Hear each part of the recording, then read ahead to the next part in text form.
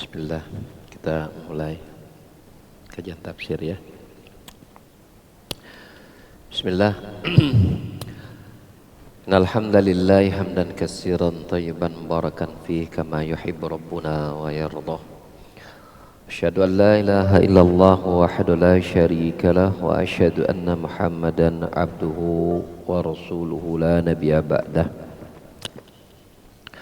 Qala Allah Ta'ala fi kitabil karim أعوذ بالسميع العليم من الشيطان الرجيم يا أيها الذين آمنوا اتقوا الله حق تقاته ولا تموتن إلا وأنتم مسلمون يا أيها الناس اتقوا ربكم الذي خلقكم من نفس واحدة وخلق منها زوجها وبث منهما رجالا كثيرا ونساء واتقوا الله الذي تساءلون به والأرحام إن الله كان عليكم رقيبا يا أيها الذين آمنوا اتقوا الله وقولوا قولا سديدا يصلح لكم أعمالكم ويغفر لكم ذنوبكم وما يطع الله ورسوله فقد فاز فوزا عظيما أما بعد. Insyaallah Ta'ala pada kajian kita di siang hari ini kita akan memasuki tafsir surat yang baru dari juz amma, yaitu surat At-Tariq. Kita akan bacakan dulu surat ini bersama-sama. Nanti antum ikuti ya. A'udzu billahi minasy syaithanir rajim.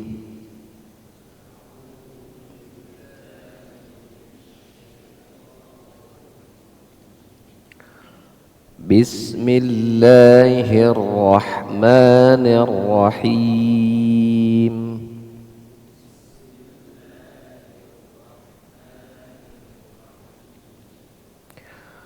والسماء والطارق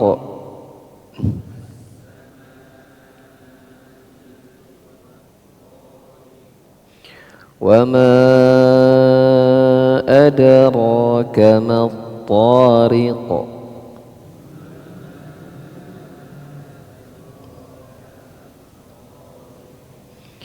النجم الثاقب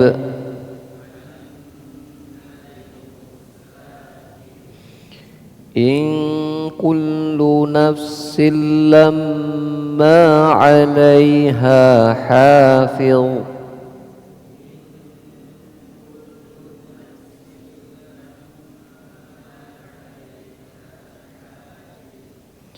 فلينظر الإنسان مما خلق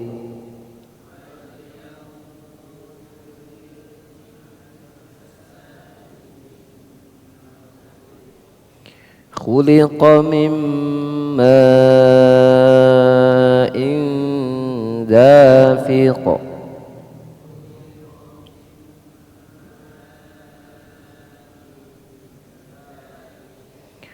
يخرج من بين الصلب والترائب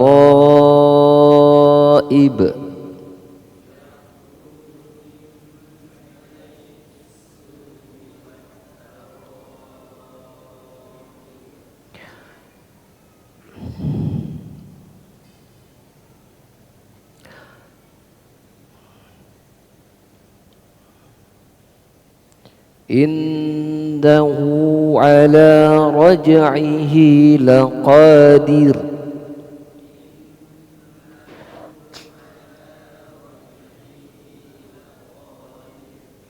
يوم تبلى السرائر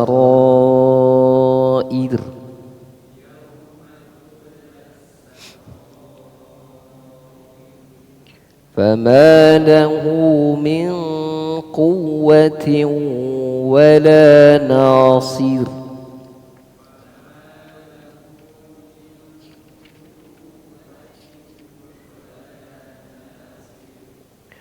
والسماء ذات الرجع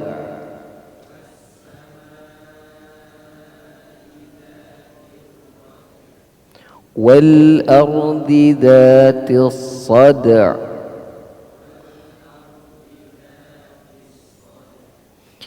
إنه لقول فصل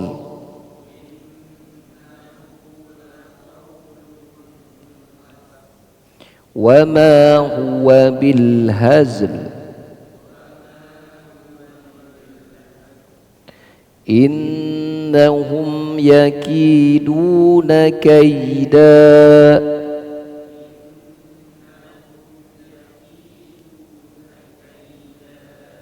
وأكيد كيدا فمهل الكافرين أمهلهم رويدا.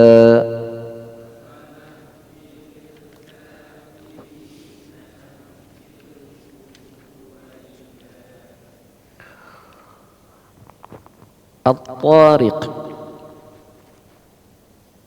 artinya bintang ya.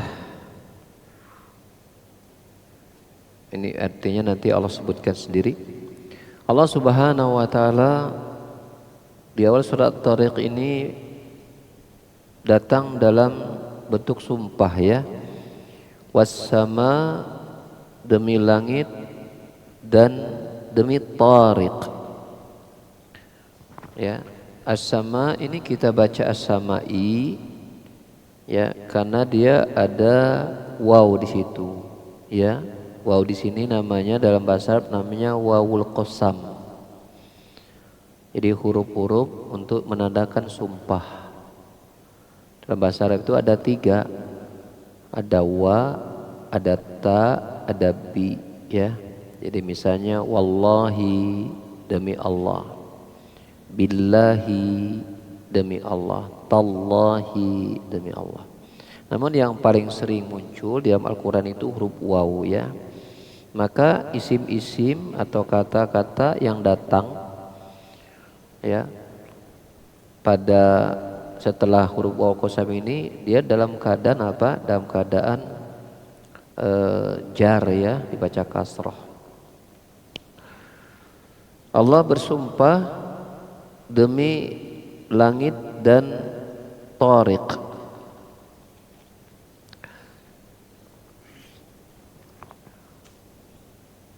Adapun makhluk maka tidak boleh bersumpah kecuali hanya dengan nama Allah ya. Tidak boleh makhluk mengatakan demi langit dan bumi ya, enggak boleh ya. Tapi bersumpahnya harus dengan nama Allah ya. Seperti mengatakan wallahi demi Allah. Karena bersumpah dengan selain nama Allah itu merupakan ucapan kekufuran dan mengandung kesyirikan.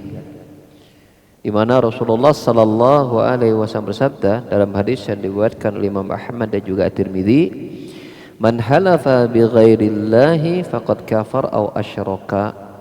Barang siapa yang bersumpah dengan selain Allah maka sungguh dia telah kufur atau syirik.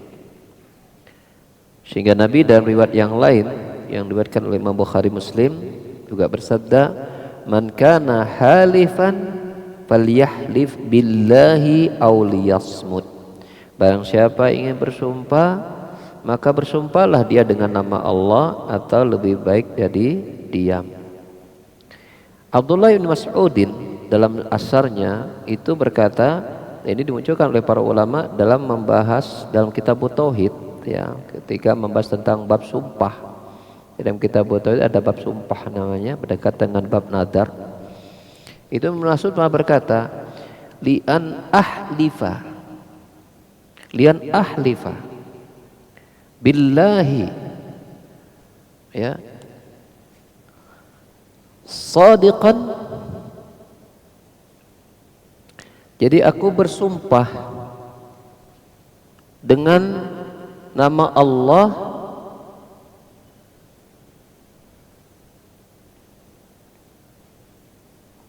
dalam keadaan jujur. Ahabbu ilayya min an ahlifa li an ahlifa billahi kadiban ahabbu ilayya min an ahlifa bi ghairihi sadiqan. Nah itu. Aku bersumpah dengan nama Allah untuk menguatkan kebohonganku. Lebih aku sukai daripada aku bersumpah dengan nama selain Allah untuk menguatkan kejujuranku.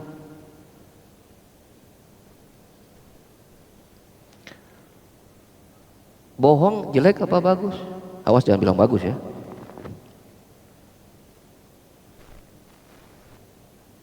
Berarti yang bagus kan jujur. Ini bohong, ini jujur. Ya, bohong nggak bagus.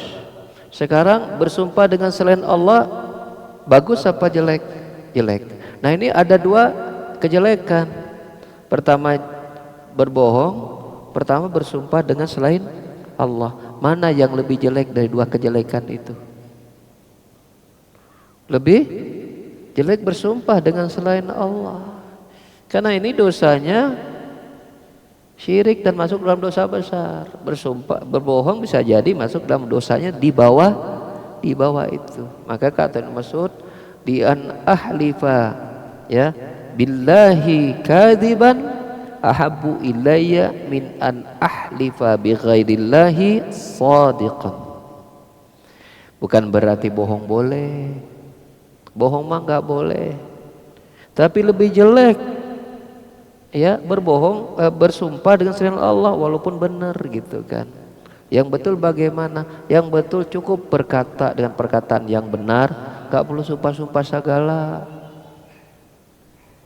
Nanti kalau di dalam pembahasan kitab tauhid itu ya, di antara kurangnya tauhid seseorang, dia bersumpah dengan selain Allah untuk melariskan barang dagangannya. Pada barang dagangannya itu bagus. Tapi untuk menguatkan supaya orang percaya pakai sumpah. Itu menunjukkan tauhidnya itu ada kekurangan. Sampai bawa-bawa nama Allah untuk melariskan dagangannya, itu menunjukkan tauhidnya kurang sempurna. Bukan berarti nggak boleh, bukan termasuk, bukan berarti syirik. Tapi apakah Allah didudukkan serendah itu sampai untuk melariskan daging kudu pakai nama-nama Allah segala dibawa? Nah gitu maksud para ulama ya. Taib. Adapun Allah Subhanahu wa taala maka boleh bersumpah dengan apa? Dengan makhluknya ya. Allah Subhanahu wa taala ya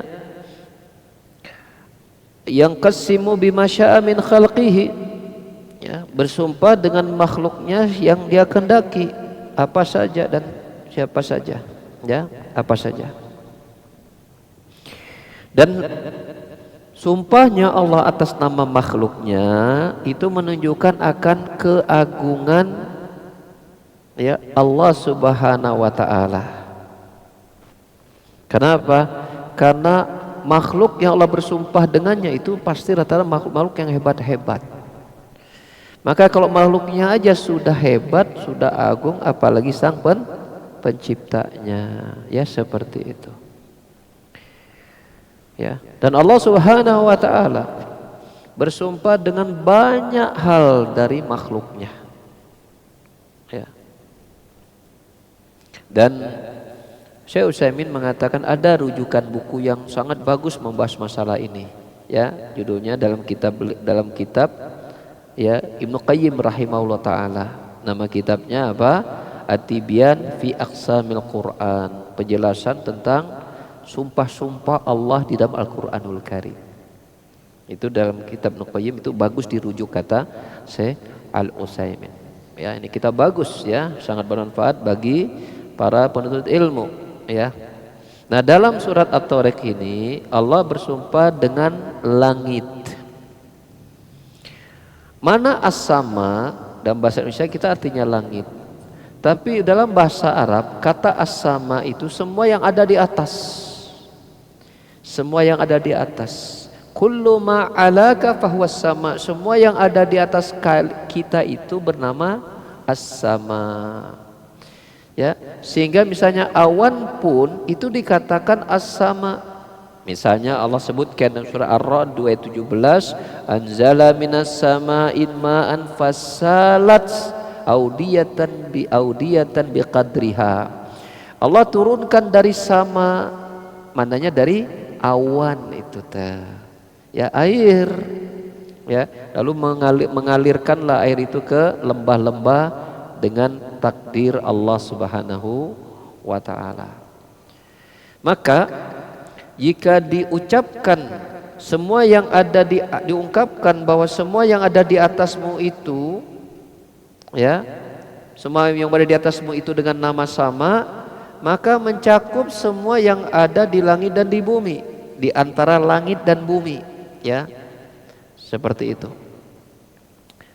Ya, termasuk awan di situ, ya, itu juga dimasukkan dalam lafaz as-sama. Berikutnya Allah bersumpah dengan at-tariq. Ya, dengan at-tariq. Ini sumpah yang kedua setelah as-sama. Ya.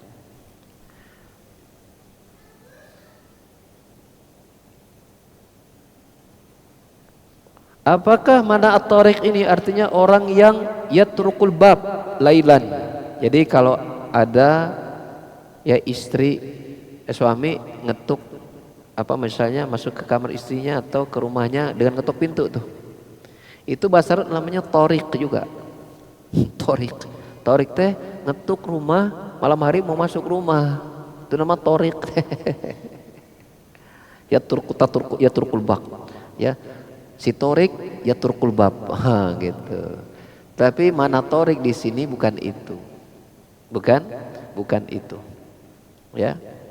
Tapi mana tarik di sini kata Allah Subhanahu wa taala yaitu apa? An-najmu saqib.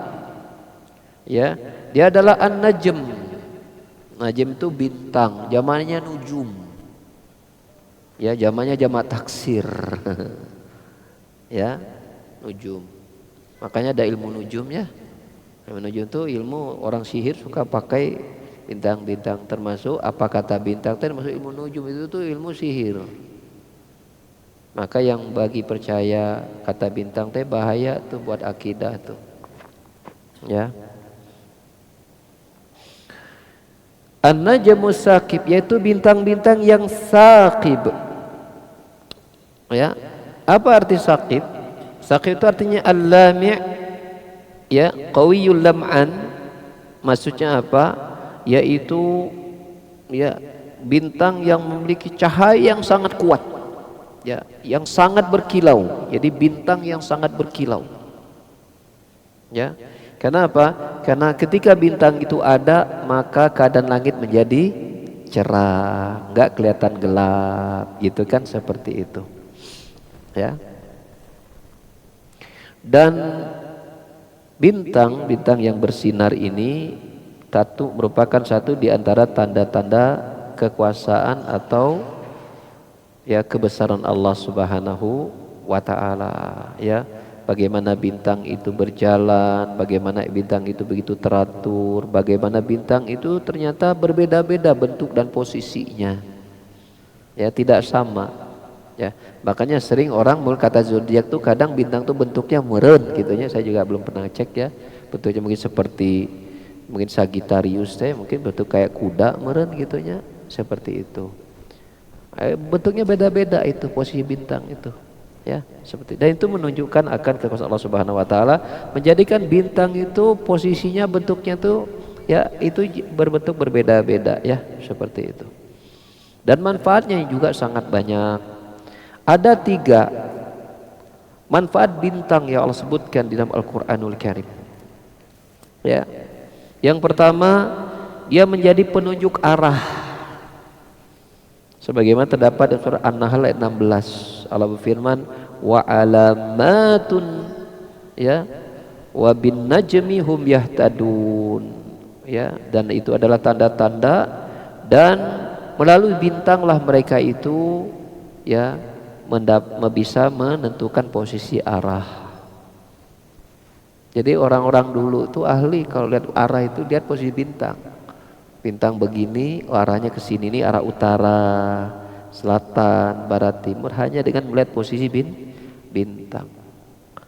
Nah, kalau yang ini mah boleh. Tapi posisi bintang menunjukkan pengaruh pada nasib manusia di bumi, maka ini syirik namanya kok itu mah. Ya.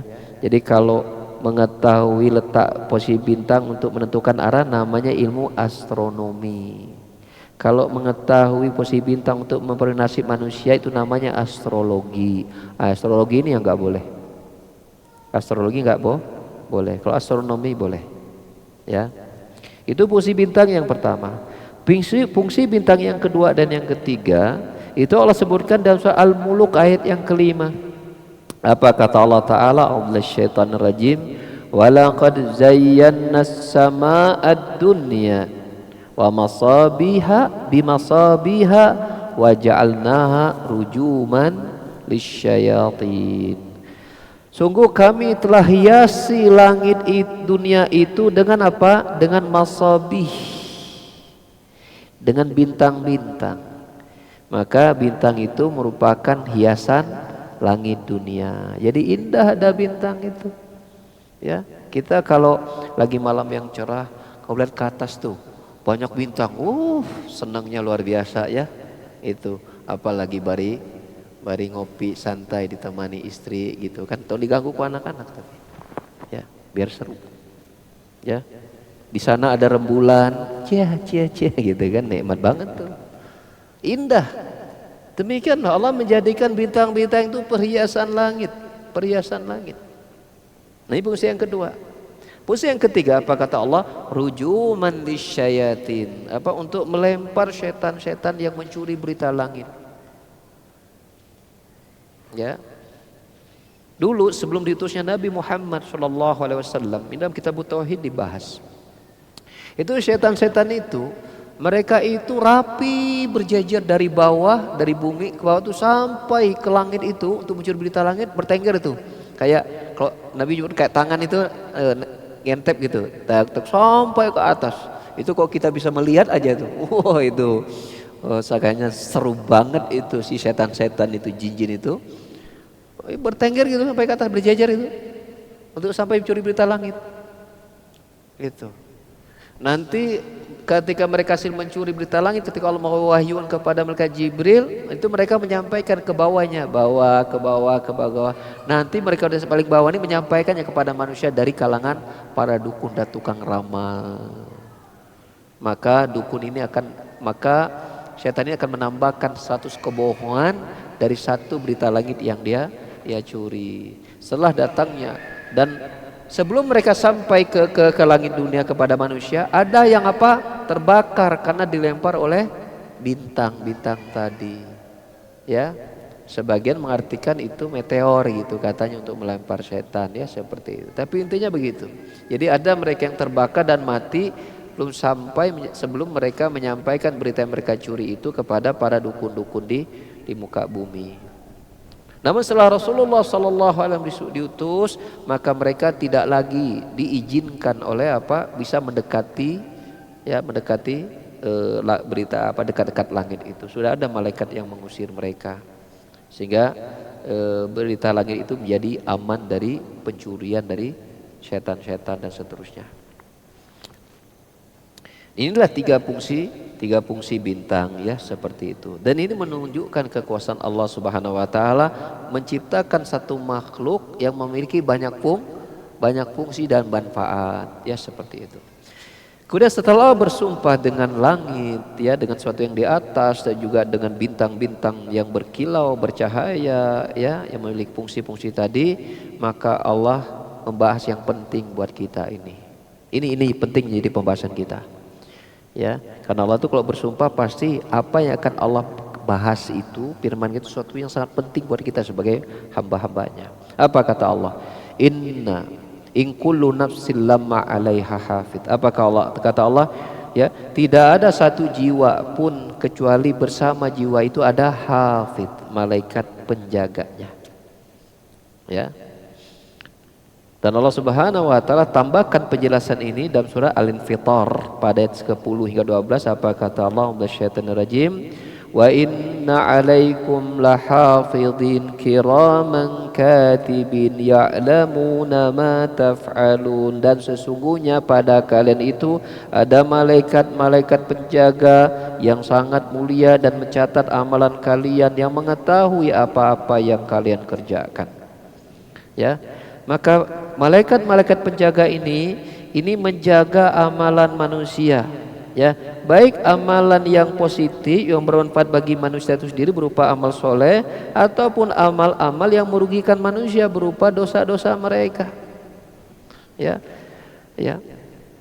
Dan nanti semua yang mereka catat itu akan dihadirkan, dibukakan kepada pemiliknya pada hari kiamat. Allah berfirman tentang hal ini dalam surah Al-Isra ayat 14, ya, Allah syaitanir rajim, apa dikatakan kepada manusia sebagai pemilik amal mereka itu, apa kata Allah, ya, dikatakan kepada orang itu, iqra kitabak kafa binafsikal yawma 'alaika hasiba, bacalah kitab catatan tulisan amalmu ini, cukuplah dirimu sendiri itu pada hari ini menjadi, ya, hasiba, yang menghitungnya, ya, seperti itu.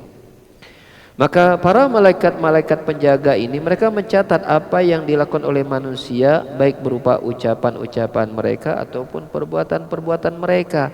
Baik ucapan, baik sesuatu yang terlihat seperti ucapan lisan itu terdengar, ataupun yang terlihat dari amalan-amalan anggota badan, termasuk yang dicatat oleh malaikat adalah amalan-amalan batin yang ada dalam hati mereka, termasuk apa yang mereka yakini, apa yang mereka punya keyakinan, itu pun juga dicatat. Tentang hal ini Allah Subhanahu wa taala berfirman di dalam surat Qaf ayat 16 hingga 18, Allah syaitanir rajim, apa kata Allah, sungguh kami telah menciptakan manusia dan kami mengetahui apa yang dibisikkan oleh jiwanya, dan kami lebih dekat kepadanya daripada, ya, urat-urat nadi leher mereka, ya. Dan di saat ketika ya, dua malaikat bertemu, ya, itu ada dari kanan dan dari kiri, itu mereka, ya, dua malaikat ini melihat dan mencatat, ya, amalan manusia tersebut, dan tidak ada satu ucapan yang dilafadzkan kecuali padanya ada raqibun atid, yaitu malaikat yang mengawasi, ya, dan selalu mengawasi, ya, ada malaikat yang dekat dan selalu mengawasi. Inilah malaikat-malaikat yang menjaga amalan anak-anak manusia, ya. Di sana ada lagi malaikat-malaikat penjaga yang Allah hadirkan dengan lafaz yang berbeda, yaitu Allah hadirkan dengan lafaz muaqibat. Jadi ada hafadzah, ada muaqibat. Apa kata Allah? Ini Allah hadirkan dalam surah Ar-Ra'd ayat 11. Allah berfirman, ya, lahu muaqibatun min baini yadayhi wa min khalfihi yahfazunahu min amrillah. Ya, manusia itu memiliki muaqibat, yaitu malaikat yang selalu mengikuti mereka dari depan dan dari belakang mereka, yang menjaga, ya, orang itu, ya, dengan perintah dari Allah Subhanahu wa taala. Ya, maka Allah, ya, ingatkan tentang manusia itu bahwa mereka itu, setiap manusia punya malaikat yang siap mengawasi dan mencatat amal-amal mereka. Oleh karena itu Allah mulai panggil mereka dulu untuk tadabbur. Apa kata Allah? Falyanzur insanu mimma khuliq. Mulailah mereka itu hendaknya memperhatikan, ya, manusia memperhatikan dulu bagaimana mereka itu, dari apa mereka itu diciptakan. Ya. Dari mana diciptakannya? Diciptakan apa? Khuliqa mimma indafik. Diciptakan mereka itu dari air yang air yang menyembur, air yang muncrat. Itu apa? Ya, dari kemaluan-kemaluan laki-laki, ya, dari air mani. Jadi bedanya air mani itu dengan air madi dan wadi itu, kalau mani itu dia muncrat. Kalau madi dan wadi itu tidak. Ya. Ya, walaupun nanti ulama berbeda pendapat apakah air mani itu termasuk najis atau tidak. Bersuci nama harus dengan mandi. Tapi apakah maninya itu najis atau tidak, itu ulama berbeda pendapat. Yang rojih tidak, ya. Tapi kalau madi dan wadi ini najis. Bedanya kalau madi dan wadi itu dia cukup dicebok dan dibersihkan pakaian yang terkena madi dan wadi ini, tidak perlu mandi ya, cukup dicebok bersih. Kalau mau sholat harus wudu. Tapi kalau air mani dia tidak najis ya, tapi harus mandi kalau ketika akan sholat. Nah, diciptakan manusia itu dari air yang memancar ya, yang muncrat, itu maksudnya dari air mani. Cuman saya usulnya memberikan komentar begini, kata beliau, wal ajbu, anehnya manusia diciptakan dari air yang hina ini nih, air mani ini kan hina ya, nggak ada orang itu mengagungkan, menganggap istimewa air mani, kan nggak ada, hina. Tapi anehnya ya, air yang begitu hina, tapi ketika dia menjadi manusia ya, dia memiliki hati yang lebih keras daripada batu. Padahal diciptakan awalnya dari air mani, tapi begitu jadi manusia dia memiliki hati yang lebih keras daripada batu ya, yang kemudian apa, tidak mau tunduk dan taat kepada Allah Subhanahu wa ta'ala. Ya, sampai di situ dulu ya kajian kita, agar kita tahu asal muasal kita ini, kita itu dari yang hina. Tapi udah jadi manusia kita lupa ya, kita tuh dari situ loh asalnya. Lupa nggak?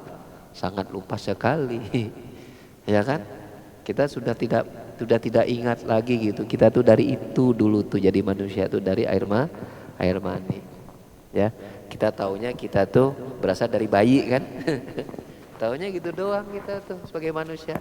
Padahal sebelum jadi bayi itu dari air mani dulu gitu tuh. Nah, itulah asal kita. Tapi ketika jadi manusia, ternyata hati manusia itu bisa lebih keras daripada batu. Padahal dia diciptakan dari air yang hina ya, seperti itu. Ya, kita cukupkan kajian kita di hari ini. Kita siap-siap untuk sholat zuhur. Kita akhiri subhanakallahumma bihamdik, asyhadu an la ilaha illa anta astaghfiruka wa atubu ilaik. Wa akhiru da'wana alhamdulillahi rabbil alamin. Wassalamualaikum warahmatullahi wabarakatuh.